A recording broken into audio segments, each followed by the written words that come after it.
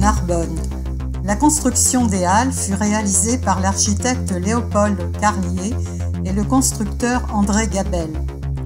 Bar, tapas et restaurants incontournables aux halles. Alors, qu'est-ce que tu fais?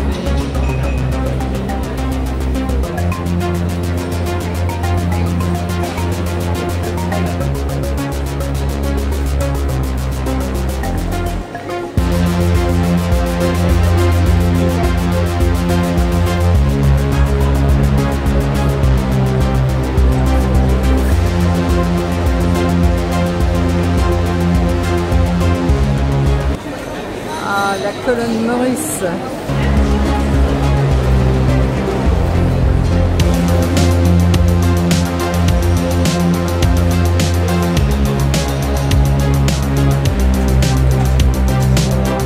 C'est intéressant, mais...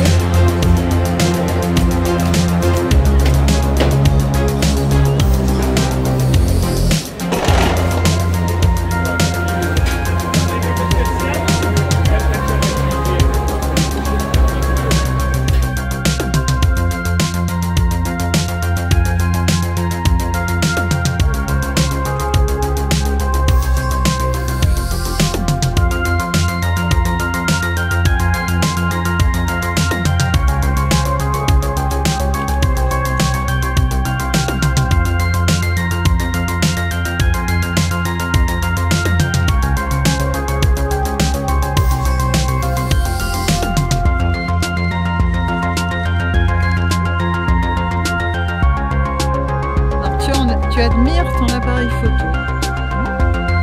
Est-il beau?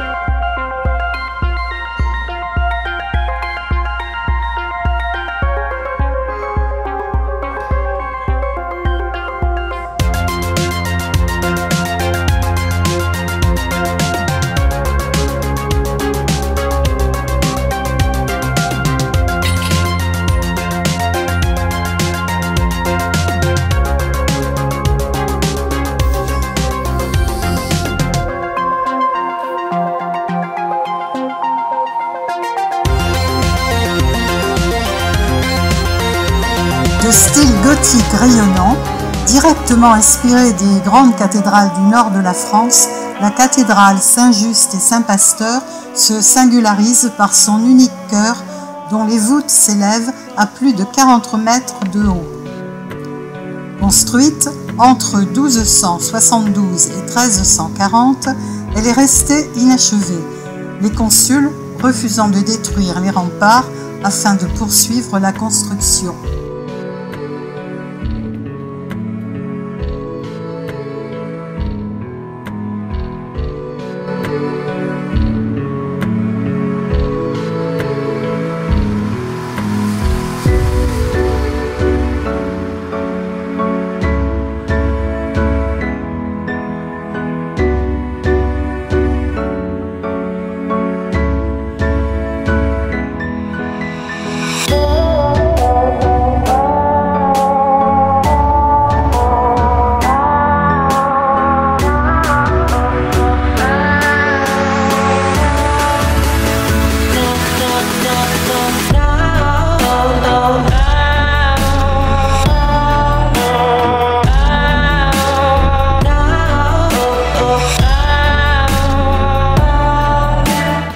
Les galeries souterraines de la rue Rouget de Lille, plus connues sous le nom d'Auréum romain, ont été construites au 1er siècle avant notre ère.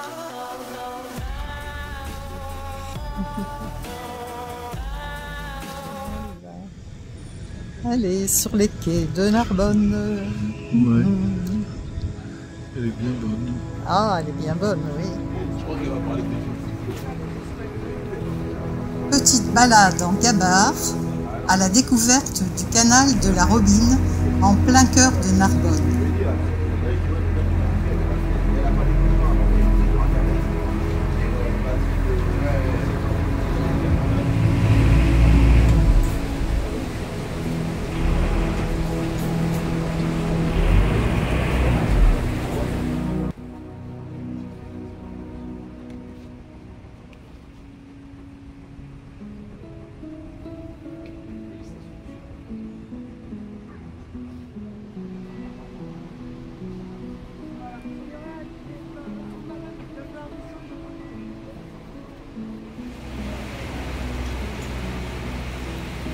Le troisième pont, c'est le pont de l'Escoute. Alors on l'appelle comme ça parce qu'à l'époque, il y avait un garde qui était chargé de surveiller les attaques ennemies depuis ce pont. Aujourd'hui, on est en 2025, il a été remplacé par une caméra.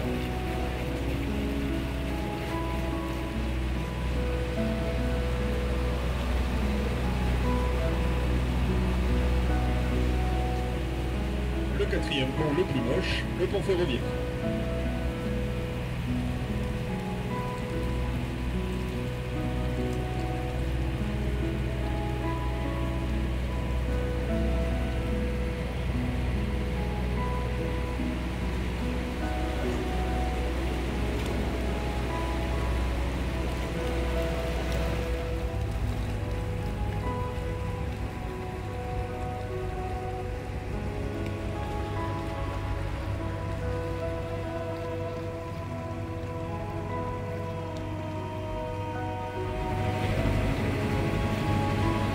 Alors, Narbonne, c'est une ancienne cité créée par les Romains en l'an 118 avant Jésus-Christ. Elle a été la capitale d'une province qui s'étendait de Genève à Carcassonne. Ce fut la première province implantée hors du sol italien. C'était également un important port de commerce car à l'époque Narbonne se situait au bord de la mer. Second port en Méditerranée occidentale après Rome. Donc la particularité de cette ville, c'est qu'elle a été construite par-dessus l'ancienne ville romaine. Et donc si vous regardez sous la berge qui est à votre gauche, vous verrez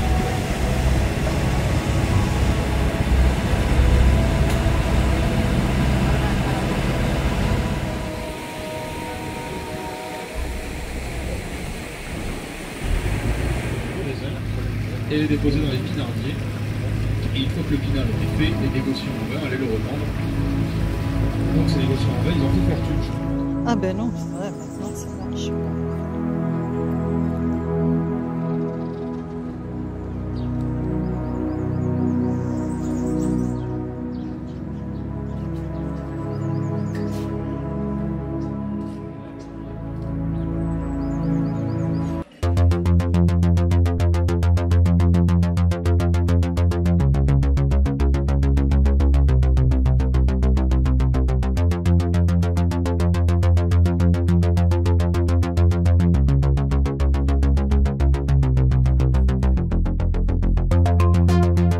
Dès l'arrivée à Fontfroide, sa puissance et sa profondeur temporelle se font sentir.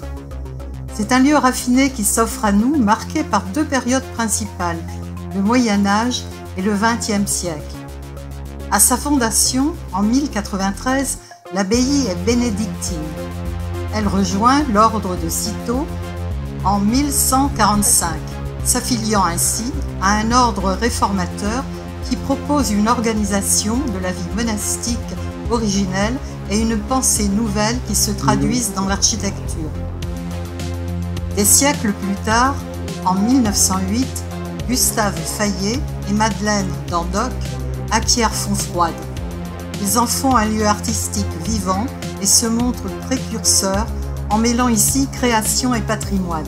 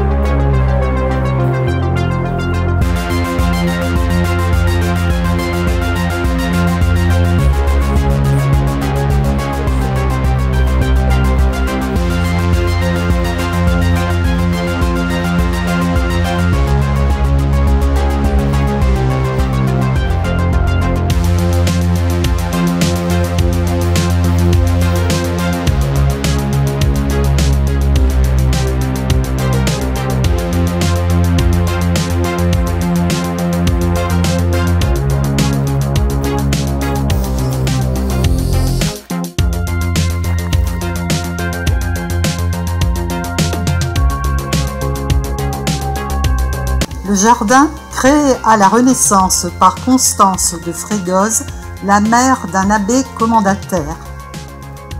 C'est un jardin à l'italienne, étagé en terrasse, où les statues, les fontaines et les bassins viennent charmer le promeneur. Une petite mare cachée dans l'ombre, une vue sur toute l'abbaye, un impressionnant bassin de Neptune, tout invite à flâner dans ce jardin, classé jardin remarquable et refuge LPO.